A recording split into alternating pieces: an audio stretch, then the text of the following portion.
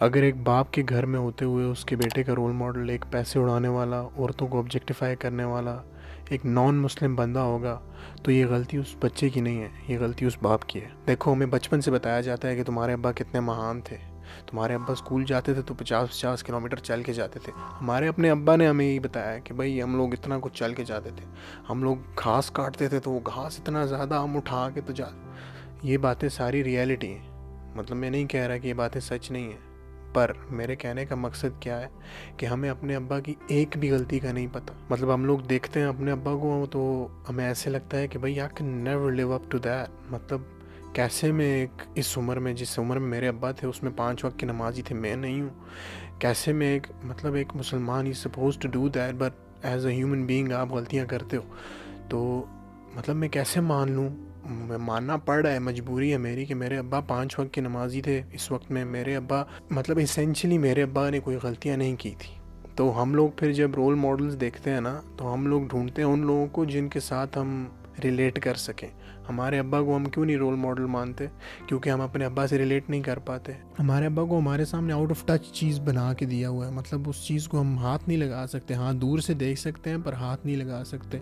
तो फिर हमारे रोल मॉडल कौन होते हैं? एंड्रू टेट होता है हमारे रोल मॉडल, फिर डक्की बाई होते हैं, या हमारे रोल मॉडल फिर क्या नाम है उसका, रजब भट्ट होते हैं। क्यों? क्योंकि भाई वो गलतियाँ करते हैं, अपनी गलतियों के बारे में बताते हैं। अगर गलतियों के बारे में बताते हैं तो हम लोग कहते हैं हाँ भाई इन्होंने हमारी तरह गलतियाँ की हैं।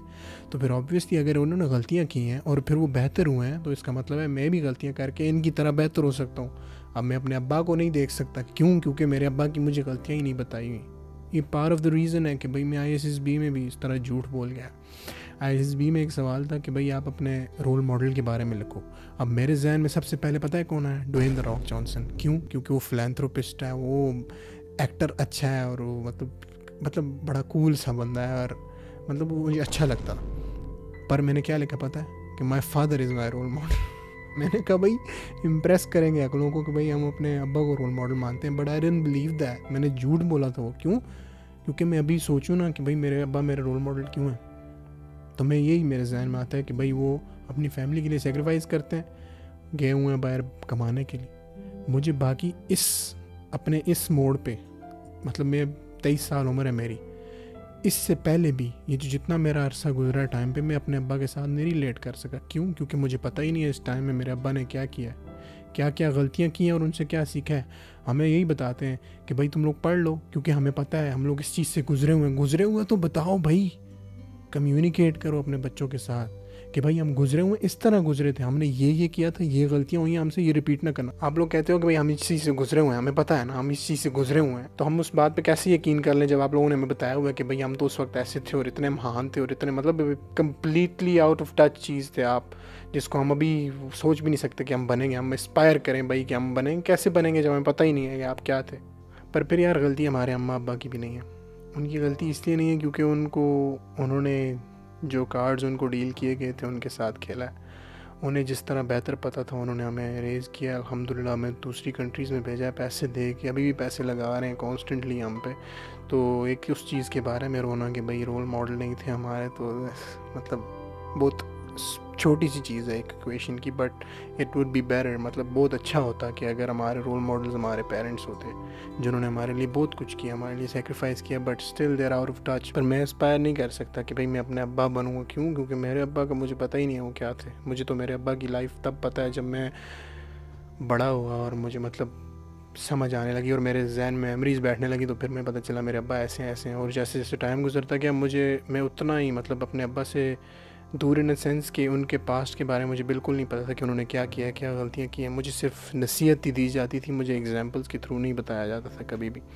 और मुझे तुम लोगों का नहीं पता, बट मैंने जो भी रोल मॉडल बनाया आज तक, मतलब मैंने जब भी किसी को देखा था बचपन में और मैंने उनको मतलब एज अ रोल मॉडल समझा था, तो मैं इसी वजह से समझा था क्योंकि वो पहले शुरू करते थे इस बात से कि भाई मैंने ये गलती की है, तुम लोग ना करना। मैंने ये काम किया है, तुम लोग ना करना। अगर करोगे तो ये सिला होगा। फिर it was मतलब क्वाइट ह्यूमन कि भाई ये तो इंसान है, इससे गलती हुई है और ये अब हमें सिखा रहा है और इससे ये बेहतर हुआ है।